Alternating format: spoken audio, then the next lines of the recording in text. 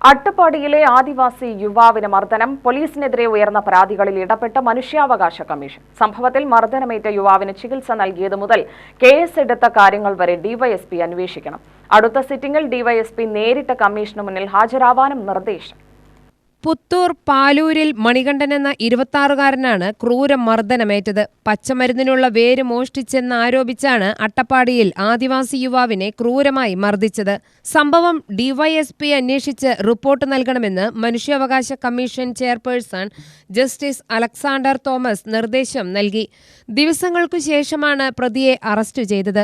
Crime register ചെയ്തിട്ടുണ്ടോ, പ്രതികൾക്കെതിരെ സ്വീകരിച്ച നടപടികൾ, മർദ്ദനമേറ്റ യുവാവിന് നൽകിയ ചികിത്സകൾ, എഫ്ഐആറിൽ ചേർത്ത വകുപ്പുകൾ, SC/ST പീഡന നിരോധന നിയമപ്രകാരമുള്ള വകുപ്പുകൾ ചേർത്തിട്ടുണ്ടോ തുടങ്ങിയ വിശദാംശങ്ങൾ ഡിവൈഎസ്പി അന്വേഷിക്കണം.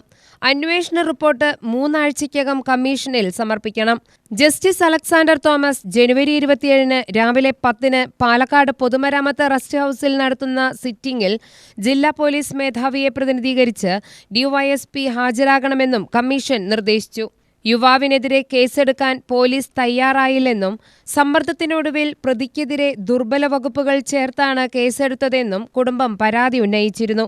പ്രതിയെ ഒളിവിൽ പോവാനും പോലീസ് സഹായിച്ചതായും ആരോപിച്ചു. വാർത്തകളുടെ അടിസ്ഥാനത്തിൽ സ്വമേധയാ രജിസ്റ്റർ ചെയ്ത കേസിലാണ് നടപടി. മനുഷ്യാവകാശ commission chairperson justice Alexander Thomas തിങ്കളാഴ്ച രാവിലെ 10 പാലക്കാട് താരേക്കാട് റെസ്റ്റ് ഹൌസിൽ സിറ്റിംഗ് നടത്തുമെന്ന് കമ്മീഷൻ അറിയിച്ചു. UTV news, Palakkad.